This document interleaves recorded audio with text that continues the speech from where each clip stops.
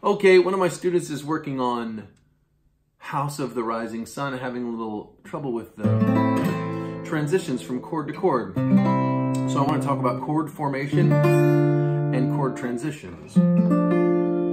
Okay, you can't transition between chords if you can't make them.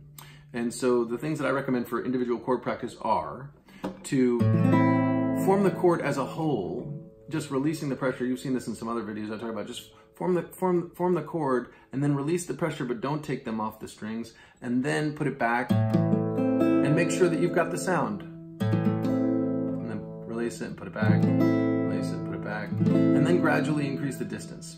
So this is sort of the holistic method, if you will, of chord formation. And then the other thing to do is that each finger needs to know its job, and I like to say that these fingers are a little more educated than these fingers. These fingers eat and brush teeth and do things like that, whereas these fingers don't have many tasks in their lives, so they need to be a little educated more. And so you want to say, oh, hey, let me form the A minor chord, but put my third finger down first.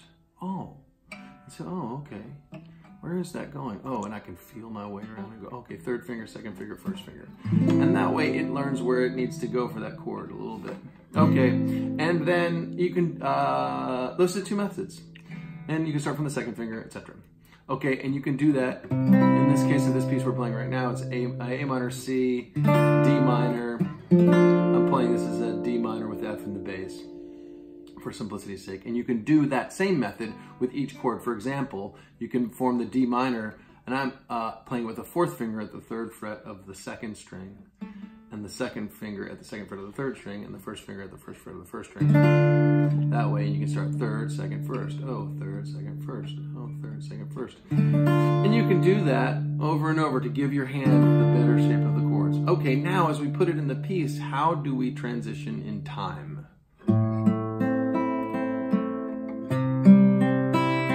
This might be the most challenging transition of this piece. I'm going to just play the first four measures because that's what we're working on.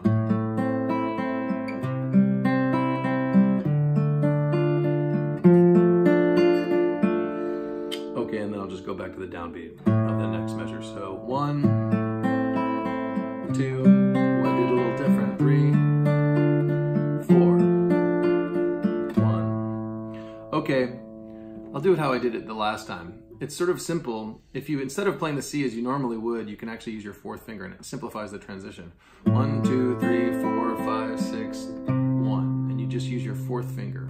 Because the trick is going from A minor to C, you have to have, and with this finger picking pattern, 1, 2, 3, 4, 5, 6. You have just played the third string where your third finger is on, and you need it to go there next. So if you want to avoid that issue, one way you can do it is 2, 3, 4, 5, 6, 1. Use another finger. You still have one left, so you can use that one. But if you want to finger the C in the traditional way, you have to do this. I call this the hang on for dear life chord transition, because you want to hold this note, the note on the third string, as long as you can.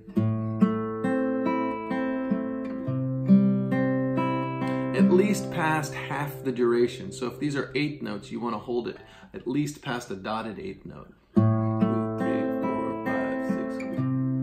If you think 1, 2, 1 and 2, 1 and 2 and 3 and 4 and 5 and 6 and after that and is when you want to lift it and move it. And making that transition is a little bit challenging, but you can do it very slowly. 1 and 2 and 3 and 4 and 5 and 6 and 1.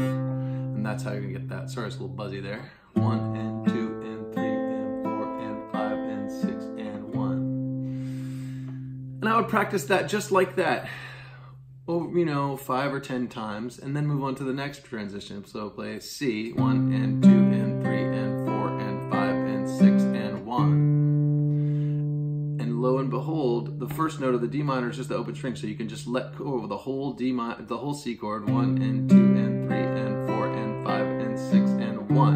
And then right on beat 2, you can put all of the fingers down for D minor. Or you can put them down as you go. It's a little more complex that way. So I would probably just put them all down on beat 2. So you go 1, 2, 3, 4, 5, 6, and like that. Oh, sorry, 1, 2, 3, 4, 5, 6, 1, 2. And just practice that. 1, 2, 3, 4, 5, 6,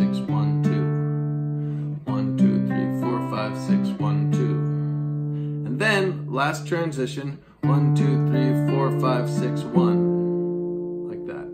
1, 2, 3, 4, 5, 6, 1. This one's easy because all you gotta do is put that finger down. 1, 2, 3, 4, 5, 6, 1. And then finally coming back to the A minor. 1, 2, 3, 4, 5, 6, 1. It's like the transition to the A minor where you can release everything on beat 1 and then put everything down on beat 2. So I'll do this.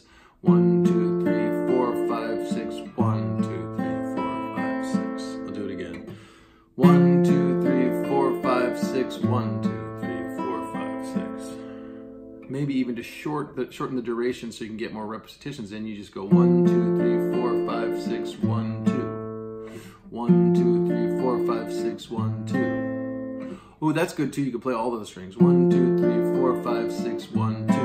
Like that. 1, 2, 3, 4, 5, 6, 1, 2. Okay, and just because the other chord you're going to need for sure for House of the Rising Sun is E major.